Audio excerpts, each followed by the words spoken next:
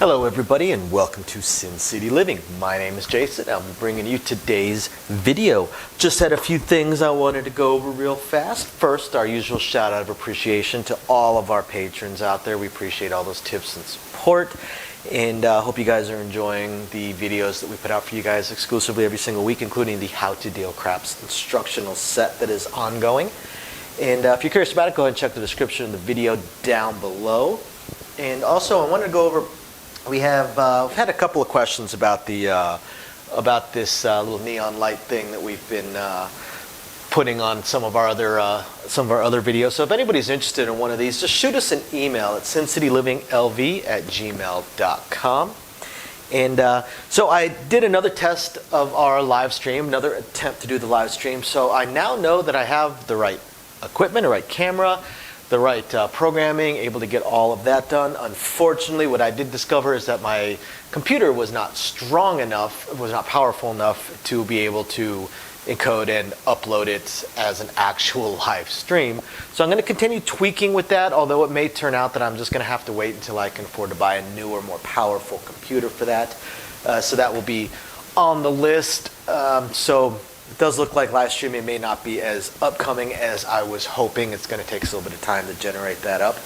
And otherwise, please make sure you email us with any questions, strategies, anything you would like us to video. We love shooting these videos for you guys.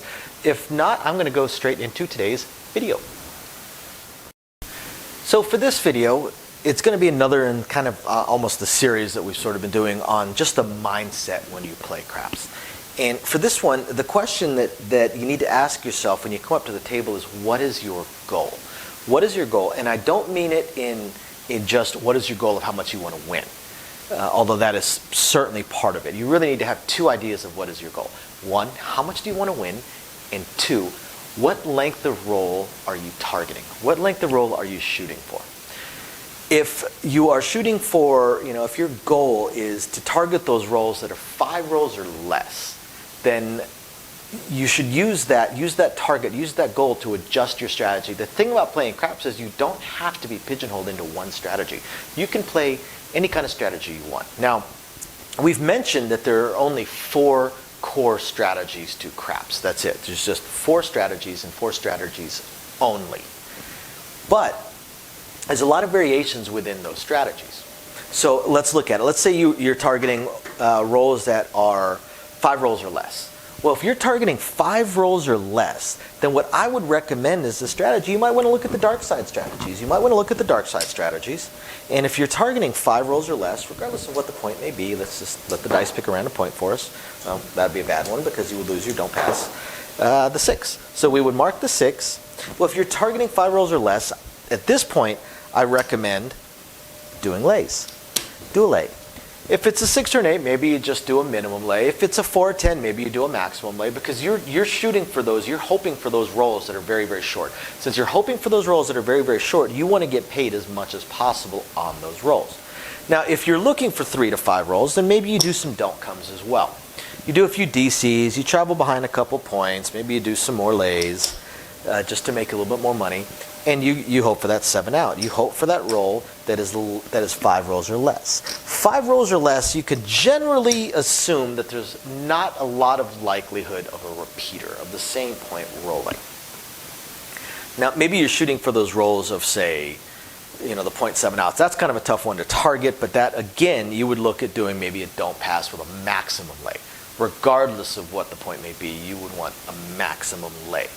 Or you could even skip the don't pass entirely. Maybe your goal are just the super short rolls. It doesn't matter necessarily how long it may be. 7 winners on the come out roll, 0.7 outs, 2, 3, 4 rolls before a 7 out. But you're looking for that 7 fairly quick, including on the come out roll. At that point, possibly, you decide to do a couple direct lays. I've certainly seen this one right here. $220 in direct lays. Seem to be missing a few of my buttons. Don't know where they all decided to abscond to. But I would have one more button right over here. This would also be a direct lay. So now you're hoping for a 7 winner on the come out roll. you're hoping for establishing a point, preferably a 6 and 8, and then a 7 out. Or maybe you just decide to do just those two, just the 4 and 10 on your come out roll, assuming that you've got 18 of the 36 possible combinations of the dice will land you within the inside numbers, and then do a direct lay of whatever is left. Certainly, again, nothing wrong with that. There's absolutely nothing wrong with doing that as well, because you're targeting those shorter rolls. What if you were targeting those rolls of, say, 6 to 10 or 6 to 12 rolls of the dice before a 7 out? You're looking for 6 to 12 rolls of the dice before a 7 out. Now you can adjust your strategy a little bit. Now, if you're only looking for 6 to 12 rolls of the dice before a 7 out, then you definitely can't have a goal of buying in with $500 and winning $1,000. You want to buy in with $500, and your goal needs to be to win a couple of $100. Okay, because you got to have a walk-away point. Otherwise, you will give it all back, guaranteed. So if you're looking for, say, the 6 to 12 rolls before a 7 out, at this point, you definitely want to look at doing some place bets. But now maybe because you're looking at the shorter rolls, or you're looking at the mid-range rolls, 6 to 10, 6 to 12 rolls. So you're definitely looking at each number hitting it, once or twice. So maybe now you do 130 across, but you go into a regression strategy. If a 5 were to roll, you come down to table minimum of $10. Right? Didn't actually collect $50, but you collected $25. So perhaps a 9 rolls, and you take that down as well. And you collected $50. Now maybe a 6 rolls. So for 6 rolls, bring yourself down again. And what you're going to notice at this point now is after 3 numbers have hit, 3 inside numbers. Now you started with 130 across, right? You've got $153 sitting in front of you, and your 4 and 10 are still up there, so maybe you regress those down as well. Maybe you decide after 3 hits you're just going to regress down. So maybe you leave all your numbers the same, just same bet, same bet, same bet, take me down. Or same bet, regress.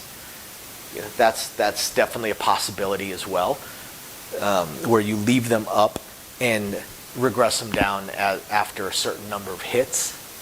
Right? That's a viable strategy if you're targeting those 6 to 10, 6 to 12 rolls of the dice before a 7 out. If that is the zone, the area that you want to shoot for when you're playing craps, then possibly you look at a regression strategy.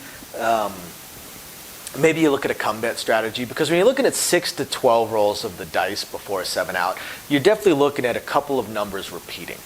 So maybe you do a 2-point Molly system. Maybe you instead of place bets, maybe you do the come bet. So you have less at risk per roll.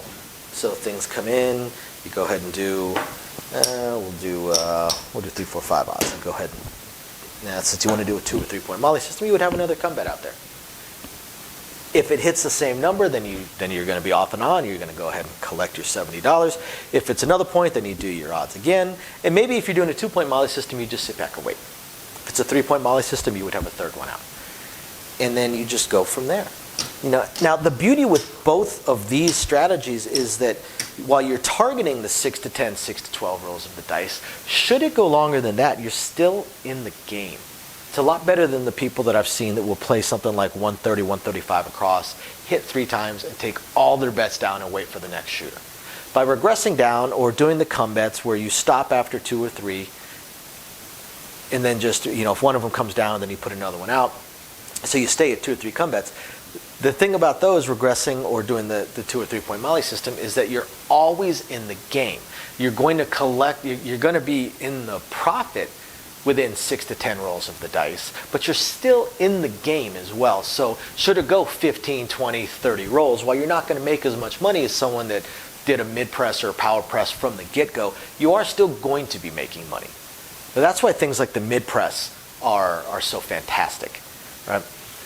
Because you're collecting a little bit, and you're continuing to increase your bets so you can take advantage of these big rolls. Now, if your target is the 20, 30, 40-minute roll, then you're pretty much stuck with just the power press method and power press method only.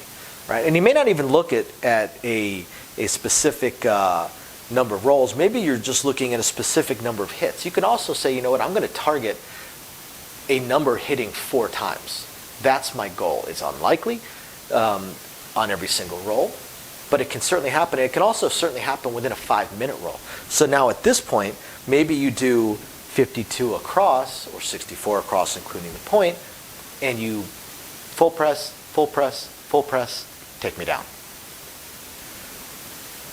If any number hits 4 times, you come down. Let's look what that would do for you. In fact, this is a strategy I'm probably going to shoot a separate video on. So let's pick just the least paying number, a 6. So we would say full press the first time, full press the second time,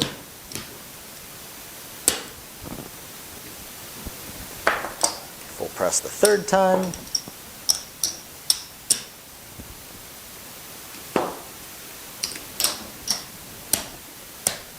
and then the 4th time, we say take all my bets down. Now, what did we start with? We started with 64 across, right? 1, 2, 50, 74, $274. So we've made $220 in profit on just this roll. Right? That's certainly a viable strategy as well. You can target so many different ways of playing. The mid-press strategy is kind of targeting those 10 to 15 rolls of the dice, assuming that multiple numbers hit 2 times and maybe one number hits a 3rd time. You're at least at the break-even mark, if not in the profit range. So when you come up to the table and you're deciding how you're going to play, take a look at your bankroll for one, decide how many shooters you want to see at the bare minimum, and then decide what sort of roll you're looking for, and that should tell you how you want to play. Don't pigeonhole yourself into just one strategy. There's multiple different ways of playing this game for multiple different goals. Sometimes your goal might be, I just want to play for 3 hours. I just want to play for 3 hours, suck down some free drinks, socialize with my buddies that came to play with me, and just have a good time. In which case, then you're going to go to a whole different strategy. Maybe you just play the inside, 16 inside right here, and just same bet, same bet, same bet, same bet, same bet, because you're just trying to kill time at this point. Or maybe you just do the marching soldiers. So you only have $10 at risk every single roll. That one you may actually end up burning through your bankroll relatively quickly because it's not going to hit all that often, and you don't make any money unless it hits fully. But you can modify it as well. Maybe you collect at a certain point, or you do a reverse marching soldier and you start with a 6. You start with a 6 or an 8, and then you go down and sweep back through. There's so many different ways to play it. So many different ways to play every single strategy. So many different ways to play this game. So again, why not? Why not just go for it? Figure out what you want to do and decide your strategy and then play from there. So I hope you guys find this interesting, illuminating, enlightening, or at least just plain fun. Thank you guys very much for watching. We will catch you guys next time. Bye now. Okay guys, so as I promised at the end of the videos, I'm going to talk a little bit more about the live stream and how it's going to work. So the first thing is, if you're interested in being one of the players for our craps tournaments, which is we're going to have every single week, please email us at sincityliving.lv@gmail.com. I need the email addresses and want to know who is interested so that we can get it set up and we can select it. I'm going to have the first round is going to be 16 players. There'll be 4 players per week. The 5th week is going to be the 4 champions from the previous weeks to get an ultimate champion. Haven't decided yet what the prize will be. Maybe I'll see if I can pick up another one of these lights.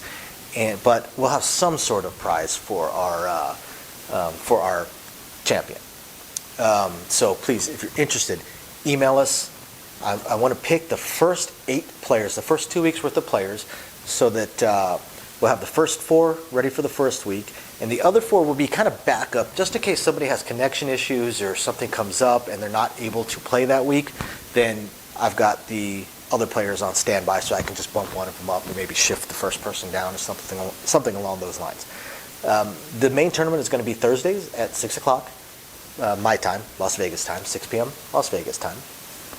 And it's the way it's going to work is it's going to be a time thing. I'm going to do the live stream for an hour. I'm going to do the game for an hour, rather. And it might work out to about 30 rolls, might work out to about 40 rolls. I'm not too sure. We'll see how it goes. But it's going to be time. It's going to be an hour. Instead of the craps tournaments that they do down on the strip where it's 30 rolls, we're going to do an hour. So I want to make sure I have a finite time limit for this to start with, and then we will go from there.